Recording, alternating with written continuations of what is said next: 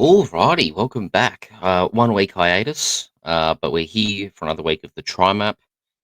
I thought I'd say here, but the SuperCoach map is going on hold for a little bit.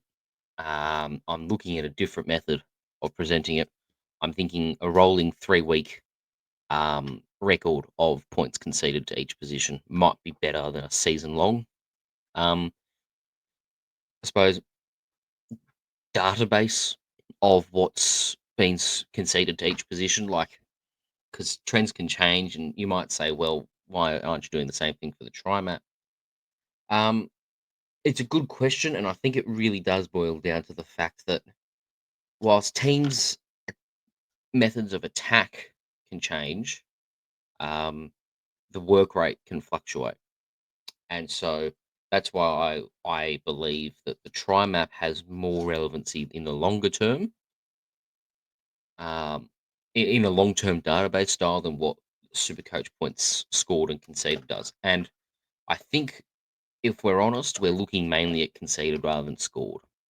So if you're conceding a lot, I think that's where I'm going. I'm going to only do the points conceded by teams for the last 3 rounds in each position.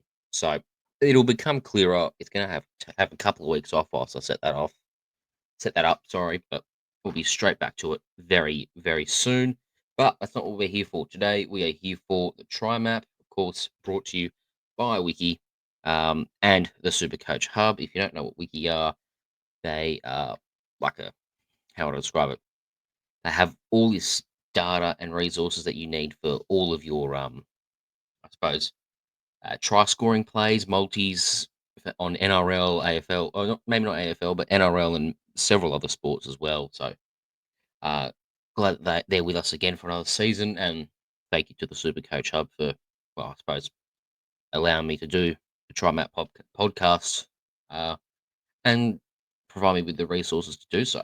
So, the Tri Map. Let's go game by game. So, Thursday night, the Dolphins and the Panthers. Now, this is an interesting game. Both teams down the bottom of the ladder. Penrith, surprisingly so, but they're they're not doing great this year. Penrith, but they are scoring tries, as you can see there, around just over 4 tries a game. It's not bad. Their left edge is certainly working in attack. You can see that the left winger scored 5 tries and left centre 3 tries. So Tom Jenkins is on the left wing right now. That's great for Supercoach. Um, Casey McLean's still in left centre, which is a slight hindrance, but he's scoring well himself. Now, if we look at the Dolphins, their weakest spot is the right wing. All right, they've conceded 5 tries on the right wing, and by comparison, Penrith have scored 4 tries on the right wing. And that's Paul Alamotti. So Alamotti is immediately got the best matchup in this game. I don't mind the left winger Tom Jenkins against the Dolphins. So their left winger they've let 3 tries into left wingers. So both wingers, unsurprisingly, have good matchups. I would also like to point out that the hooker's done all right. 3 tries in 5 games. Now, of course, Mitch Kenny has not got much of substance in terms of running from dummy half. He's a solid. He does his role and does it well, but he's not a scintillating dummy half. But he's not playing this week. It's Luke Summerton that's playing, and I think whilst lacking in a lot of the other areas that Mitch Kenny's quite good at, um, Luke Summerton's a reasonable attacker. So let's see what he brings. He could be a smoky anytime try scorer. I reckon he'll have pretty good odds on him. Might be a worthwhile play, even if it's first try scorer. It could be something there. Now, I mean, for Supercoach, Jenkins is a play, a must play. I think it's a good matchup. As I say, 5 tries scored by Penrith's left wing, 3 tries conceded in 5 games by the Dolphins left wing, or two left wingers from the Dolphins. Two left wingers from opposition teams, I should say. Got to be very careful with how you word that. Oh, hello, apologies, sorry about that. And then let's go to the next game. So, outside of that, I mean, the Dolphins, they scored a fair bit with their right wing, but like they've had a lackluster attack. Worthwhile point. Why is that? what that is. Okay, that should be in yellow.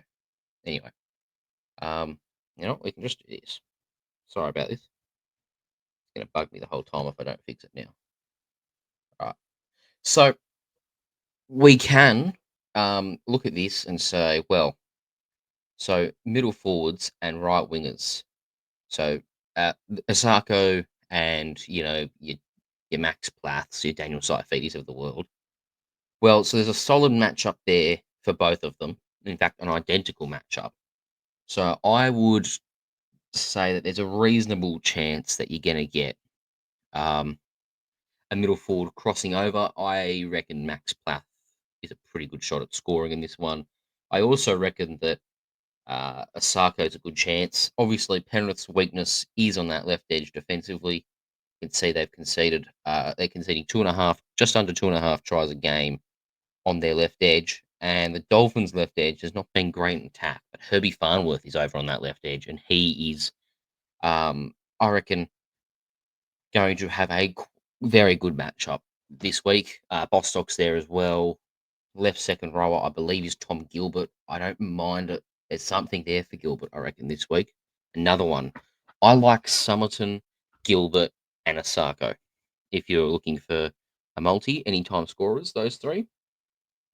But personally, I'm playing Gilbert because I'd be looking to play Gilbert because he's got such a high floor. He's on the edge. He's on the left edge, and there's a bit of upside when you look at how poor that right edge has been defensively. Isaac Tago's not been good, a good defensive centre for the last 18 months or so. So, might be something to that. Dragons Titans. Now, in this one, let's start out with the Gold Coast Titans attack. So, you can see it's pretty spread across the board.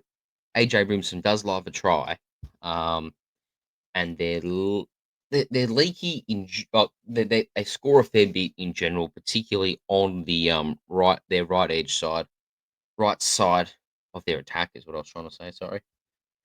And they play, of course, the Dragons, who are pretty stingy to their right edge attack. In fact, they're pretty stingy as a whole. They're bad in the middle. So someone like your Jaden DeGroot, he has a good matchup in this one. Tino has a good matchup. So if you're buying DeGroot this week, which I don't think many will, he's cheap and he's got a good matchup in terms of tries conceded. And I think we're due a fullback try from the Titans. So I reckon DeGroot is a pretty good shot at scoring this week. Obviously, St George, it's Tuapolotu and Gutherson. That's the lifeblood of their attack. Gutherson looked he's got an okay matchup, but not a ridiculously good matchup. But it's middle forwards against the Titans. So like a Jack DeBellin, Toby Couchman. Just trying to think. Jack DeBellin, Toby Couchman. Who else is staying? David Clemmer. Um, those guys have pretty solid matchups. You could even go Dylan Egan. Popular SuperCoach cheapie this week, but he has been playing a bit through the middle, bit on the edge, but a bit through the middle, and maybe there is something there for him in their attack. I mean, unfortunately, no tries have been scored by middle forwards this year, if I'm not mistaken, and I am not. So you might be thinking, well, it looks like a bit of a dud matchup, but they've leaked tries, the Titans in the middle. So I reckon it's something worthwhile having a look at. The Dragons attack, as I said, not much there. The Titans attack, it's pretty spread, and the key points of attack will be directly through the middle for both sides. Ironically, where both sides aren't great at scoring tries, but I do get the sense that the Titans will have more attacking flair than the Dragons in this one and get up. Now, next game of Friday Night Football is the Broncos and the Roosters. Now, this is grim. This is a grim game if you're a Roosters fan because it's the worst. It's the best attack and second best attack in the comp at just over 5.5 tries scored a game against what I think is the equal second worst defense in the comp at 5 tries conceded. So suffice to say, they're scoring more than 5 tries. The Broncos, that is. Now, where do the Broncos like scoring? Through their backs. Jesse Arthurs, Gahemet Shibasaki, and um, Selwyn Cobbo. They're the three key players who will have great matchups. Selwyn Cobbo has a A++ matchup. You can see that the Roosters have conceded 5 tries to opposition right wingers. And of course, the Broncos have scored 4 tries with their right winger. So what does that mean? It means pandemonium for the Chooks.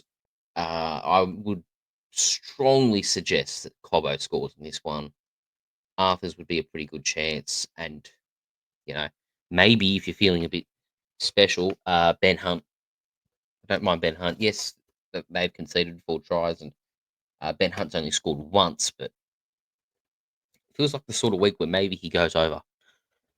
Um, I the numbers say to me that it's the left edge attack against, well, what's currently Dominic Young and Robert Toyer.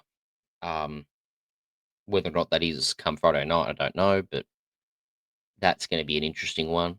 Now, the Roosters, of course, they attack well through Dominic Young and on their left edge through what was Marky Mark and Billy Smith and Sandon Smith. So, what are the Broncos like there? They're pretty good on their left edge. They concede a few tries to middle forwards, but the key one is their right edge defensively lets up nearly 2 tries a game. Dominic Young, I think it's a boring game. I think it's a backs game. I think it's Dominic Young, Selwyn Cobbo, Jesse Arthurs. I think all 3 wingers go over the line. And yeah, that's not a bad multi. We won't give you brilliant odds because they're all noted try scorers this season and historically. So won't be fantastic, but that's just my 2 cents. Now the Sharks and the Seagulls, hey? Okay, well, as you can see here, the Sharks score primarily through their right second rower, Britton Nikora, and their left centre, Kale Liro, and last week, Maweni Hiroti. Now, Maweni Hiroti, does he have a good matchup this week? No. In fact, only Sam Stone Street has a really good matchup this week. That should be in yellow. Let's fix that right now. Let's fix that right now. Okay. Yeah. So primarily the matchups lie with Sam Stone Street, and the middle. Now the Sharks, they haven't attacked much through the middle, but they do have this guy called Adam Fanua-Blake who hasn't scored since round 1. I feel like that's overdue. So I dare say a Fanua-Blake Stone Street combination is worthwhile. Um, Another thing of note is that, well, actually, not another thing of note, another thing of noteworthiness. The Sharks we've covered. Manly, okay, I need to mute that. Manly, however, they're attacking a lot through their right and their edges. They scored 4 tries in the middle in 5 games, but they've also got 9 tries between the right centre and the right winger, scoring at just under 2.5 tries a game on their right edge. And the Sharks' edge, it's been very good defensively. So that's going to be a good matchup to watch. The Sharks' left edge, however, hasn't been. And you'll notice last week they scored 3 tries on their left edge, Manly. 2 to Kohler, and 1 to Clayton Faulalo. I reckon Faulalo is a pretty good shot at a try this week. I also don't mind the idea of backing in Ben Trebojevic personally. You could even say Tolutau Kula, who actually has the matchup in this one.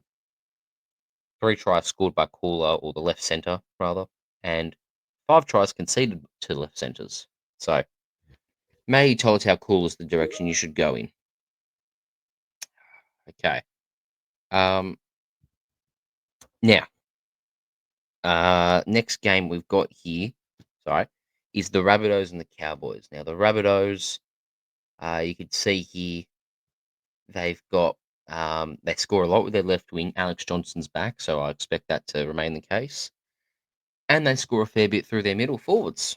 So, what does this mean? Well, they play the Cowboys, and the Cowboys have conceded a lot through the middle and a lot on the left edge, which is where Souths notoriously love to attack. So if I'm not a betting man, but Alex Johnston, Ewan Aitken, and well, left second row was Keon, isn't it? All got really good matchups this week. Not to mention Isaiah Tass has a good matchup, as evidenced here. Sorry, let me just do this. As evidenced here, here with the Cowboys conceding 4 tries in 5 games to right wingers.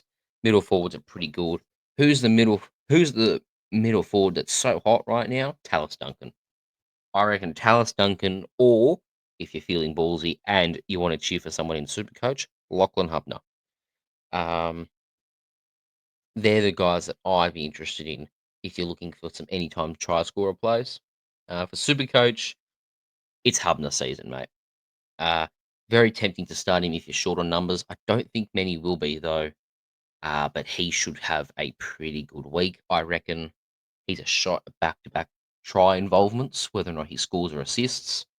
But following up from last week's try assist, I reckon he's good for another one in round 6. Now, the Cowboys, they're good with their left edge attack, as evidenced by Murray Taulagi and Jackson Purdue.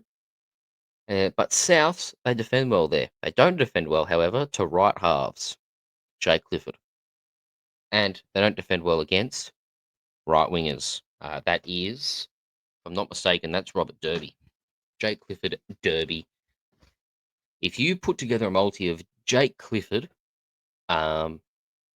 Ewan Aitken, actually no, Jake Clifford, Tallis Duncan, and Keon, that you're onto something there. You're onto something there.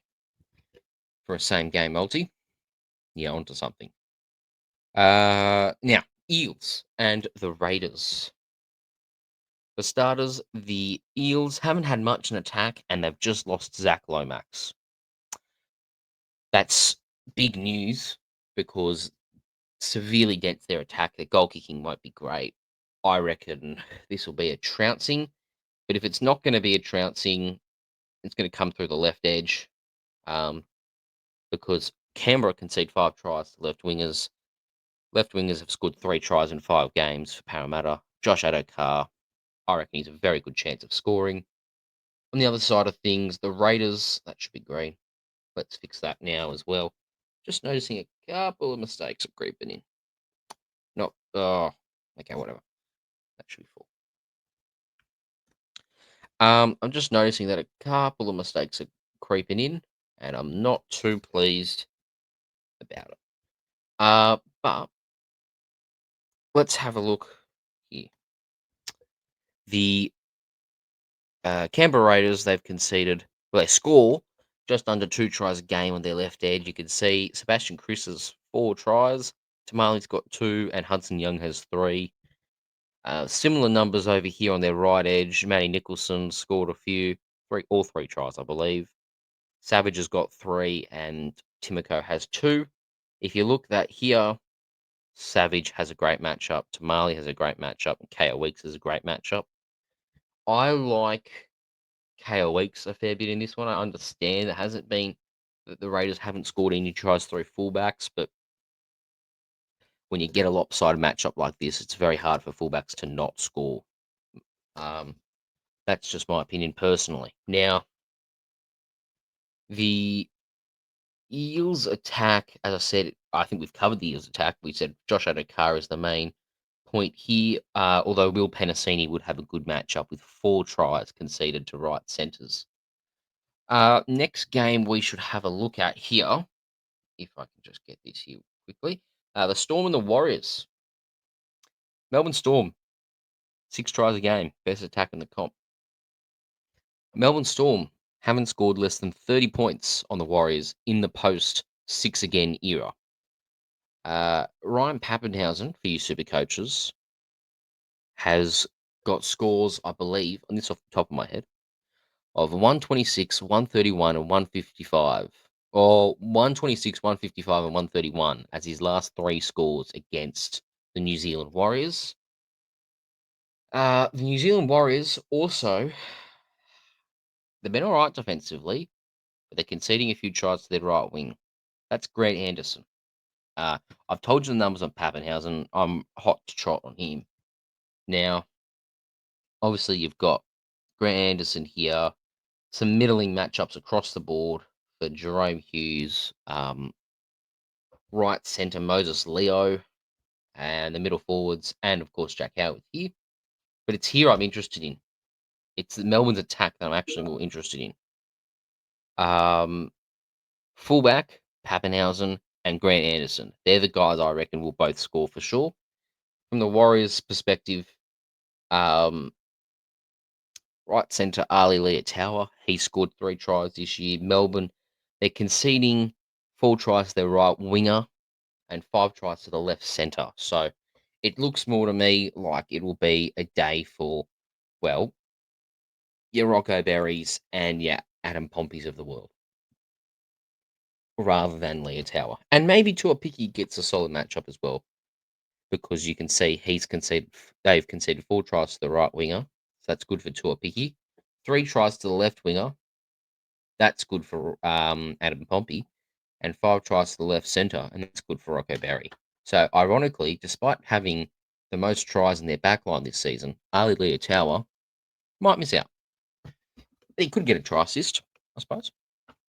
And then we move to our final game of the round, and that is the Knights and the Tigers. Now, the Tigers, they've got a good right edge attack.